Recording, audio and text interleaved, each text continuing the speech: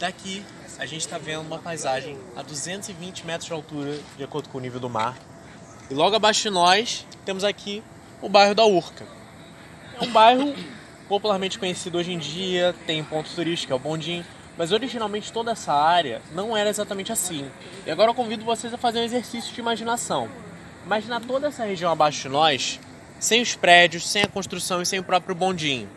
Era uma área relativamente plana, deserta, e devido a isso, a Urca, por ser nessa configuração, recebeu um grande evento na época, no ano de 1908. Em 1908 não havia nada aqui e por isso o governo federal do Brasil decidiu fazer esse grande evento que seria a Exposição Nacional em comemoração centenário de abertura dos portos. Os portos do Brasil foram abertos em 1808, 100 anos depois fizeram essa exposição para mostrar a nova capital do país, que era o Rio de Janeiro até então. E nessa exposição mostraram vários produtos brasileiros, foram construídos muitos prédios aqui, vários pavilhões muito bonitos, e hoje a maioria deles não está aqui, porque eles foram demolidos após a exposição. Era algo comum na época você construir um prédio super bonito e demolir. A Torre Eiffel lá em Paris quase passou por isso. Então a gente tem poucas construções que sobraram dessa exposição e daqui de cima a gente consegue ver 3 delas. Tem uma grande branca ali. Tem 3 construções grandes. A única que está aqui, que é branca, que está propriamente aqui na Urca, é o Museu de Ciências da Terra. E é uma das construções que sobrou de 1908. O CPRM? CPRM, exatamente. E logo atrás dele tem um prédio baixinho, amarelado, que é a Escola de Teatro da Unirio. Originalmente era o Pavilhão das Máquinas. Pavilhão das máquinas. É o Unirio onde funciona? É o Teatro Unirio? A Escola de Teatro da Unirio funciona onde era o Pavilhão das Máquinas. Que bacana. Desse lado aqui, da Avenida Pasteur, a gente vê várias casinhas ali em formato colonial. Tem uma que fica próxima a um prédio azul, que tem uma quadra. Sim. Aquela casa ali é a Escola Minas Gerais atualmente, mas era o Pavilhão de Minas Gerais. Então a gente vê que só dessa época da exposição se sobraram essas construções. E era um Rio de Janeiro totalmente diferente. As pessoas que vieram para cá ficaram maravilhadas com essas novidades. Dentre elas veio o escritor e político Coelho Neto, que cunhou um termo muito conhecido por todos nós, que é o Cidade Maravilhosa. Esse apelido do Rio de Janeiro surgiu durante a Exposição Nacional de 1908. E também, junto a essa Cidade Maravilhosa, e a visita de Coelho Neto, a gente teve visita de outro camarada ilustre, chamado Augusto Ferreira Ramos. Augusto Ramos era engenheiro, também era empresário do café, e quando ele se deparou com a paisagem natural dos morros da Urca e Pão de Açúcar, ele teve uma ideia. Ele pensou que seria muito legal se todas as pessoas pudessem subir até o topo do morro e ver a paisagem. Então ele idealizou um caminho aéreo, um sistema de teleféricos. Se você falasse teleférico naquela época no Brasil, as pessoas não iam saber o que era. Iam pensar, um teleférico tem a ver com telefone? Na verdade, ninguém sabia porque só existiam 2 teleféricos no mundo que faziam esse tipo de trajeto. Também você foi o terceiro? Quer dizer, foi o terceiro? Esse foi o terceiro do mundo. O primeiro das Américas, porque o primeiro foi na Espanha, no Monte Ulia, o segundo foi em Wetterhorn, na Suíça. Então, ninguém sabia o que era teleférico aqui no Brasil. O Augusto então teve que trazer a tecnologia de fora. Ele comprou primeiro um projeto de uma empresa alemã para ter realmente especificadas todas as partes técnicas do bondinho. Ele já tendo feito um projeto à mão, ele já era engenheiro, já tinha todo esse conhecimento, mas ele ainda precisava viabilizar esse projeto com investidores. Um dos sócios dele falou que o projeto era muito bom, só que tinha uma falha terrível. O Augusto ficou procurando essa falha no projeto, até que o sócio falou, olha, Augusto, o projeto é bom, super interessante, só que tá faltando uma linha, uma terceira linha. O Augusto ficou procurando essa linha, falou, não, tem uma que leva Praia Vermelha até Morro da Urca, tem outra que leva do Morro da Urca até o Pão de Açúcar. Onde que tá faltando a linha? O camarada dele falou, então, tá faltando a linha ligando o Pão de Açúcar até o Hospício, que você tá ficando fora de si. Disseram que ele era louco, que ele não ia conseguir fazer esse teleférico, mas ele insistiu no sonho.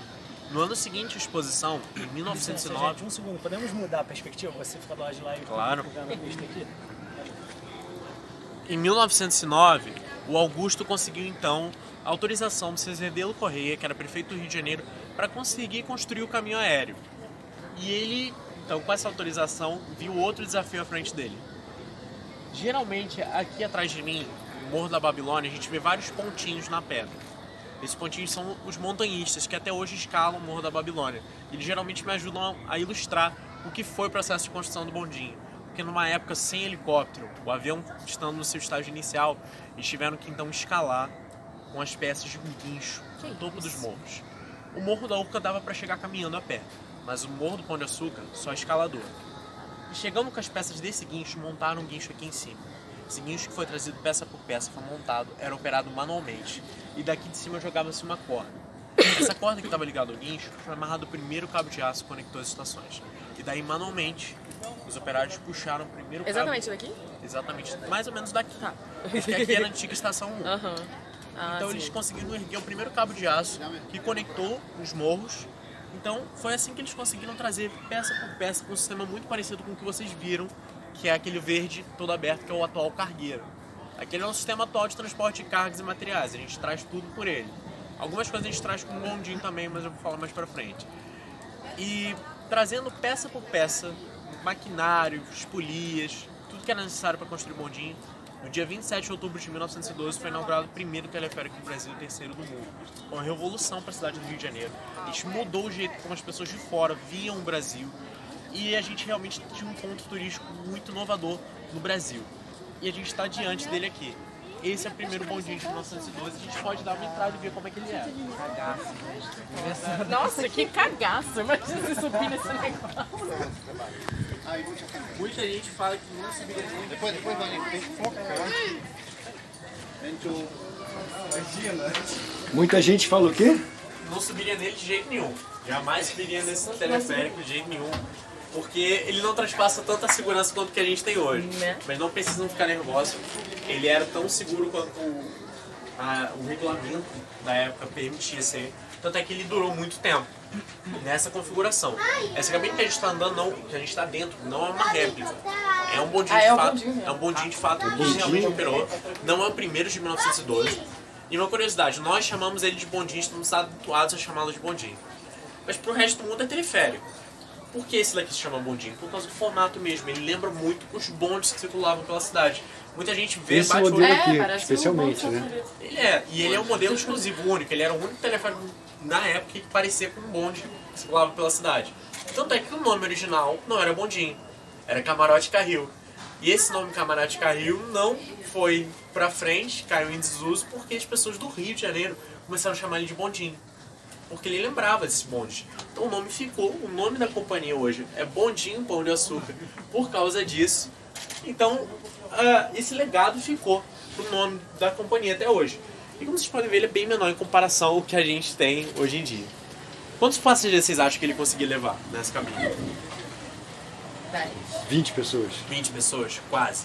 22. 22 precisamente. Eram 22 passageiros. Vocês chegaram a perceber quantos a gente leva hoje? 65 por cabine. Então, imagina a fila em 1970 como é que era aqui. Esse bondinho funcionou durante 60 anos, pessoal, de 1912 até 1972. Nos anos 70, Rio de Janeiro estava bombando em turismo. A gente já estava com a geração dos baby boomers viajando pelo mundo. Então a fila do bondinho demorava bastante. Demorava em torno de 5 horas. Imagina 5 horas esperando para andar de bondinho. Era a principal atração turística da cidade. Todo mundo queria conhecer. Quase que fazer um voo, né? Quase que fazer um voo, né? Então todo mundo queria ver esse bondinho, ver a paisagem daqui de cima. Até hoje todo mundo quer ver. E para modernizar o bondinho, entrou em cena outro camarada chamado Cristóvão Leite de Castro. O Cristóvão, em 1930, ingressou no bondinho como diretor técnico. Ele foi convidado pelo próprio Augusto Ramos, que está ali. Tira foto com todo mundo, Augusto, super simpático. E ele foi convidado para poder ajudar na parte técnica, o Cristóvão, então. O Cristóvão se tornou diretor técnico e depois de mais de 30 anos trabalhando aqui, ele foi reconhecido como um grande funcionário e se tornou um diretor geral. Ele foi também comprando as ações do Augusto e se tornou então nosso CEO para todos os efeitos. E ele queria mudar o bondinho. Ele viu que o sistema atual não ia conseguir comportar a visitação crescente no Rio, então ele resolveu aumentar o bondinho, não vezes 2, mas vezes 10. A segunda cabine que a gente está vendo ali é um modelo italiano, que foi feito pela empresa Agudio. Esse daqui veio da Alemanha, o segundo da Itália, o atual da Suíça, e aqui ele foi uma mudança da água para o vinho. E eu vou falar por quê.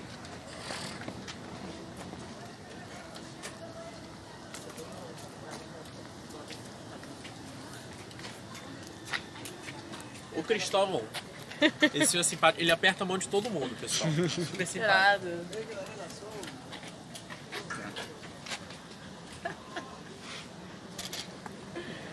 Cristóvão, então, ele mudou tudo aqui no bondinho. Não somente o teleférico, mas ele mudou o jeito como os cariocas e como as pessoas do mundo aproveitavam a vista e o seu dia ao longo daqui em cima. Esse bondinho novo, ele podia levar 75 passageiros por cabine. Ou seja, eram 2 cabines, mais do que atualmente. Por que vocês acham que esse levava mais gente? Será que ele era maior? É porque a galera Mais gordinho ele parece, né? dos anos 90 era tudo doideira. Doideira?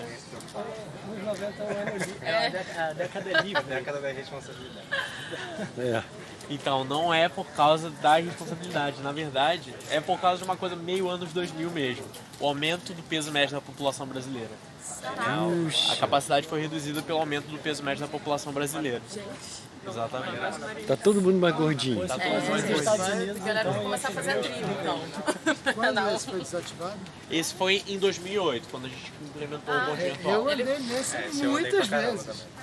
Eu andei nesse muito, Aquele eu muito não mais andei vezes não. do que aquele. Aquele eu não andei não. Ali mesmo, se eu tivesse pego, eu não ia ter coragem.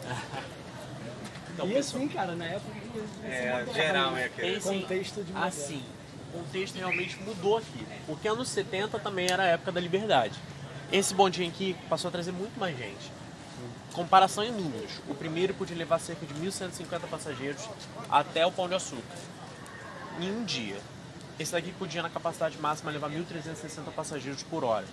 Então, em uma hora eles esperavam que o anterior fazia um dia. A gente passou a ter um boom de visitação aqui. E o parque como um todo passou a crescer. A gente passou a ter shows, festas, eventos. Filmes foram feitos aqui, o filme 007 foi com esse bondinho. E a gente já teve várias coisas inusitadas acontecendo. Uma delas foi um carro que foi pendurado nos cabos do bondinho nos anos 90. Um carro da Fórmula 1. Um carro em homenagem ao Ayrton Senna. E também a gente teve outro carro pendurado nos anos 2000. E outro carro esse ano. Esse ano foi um Nissan que foi pendurado embaixo do bondinho. Lembra que eu falei que tinham coisas que eram trazidas por esse bondinho? Foi esse carro aí que foi trazido. Ah, caraca. Foi um carro amarrado embaixo do bondinho para uma ação durante a Champions League. Oi. Para saber mais sobre o Pão de Açúcar, busque pelo livro do fotógrafo Rafael Duarte, disponível nas melhores livrarias.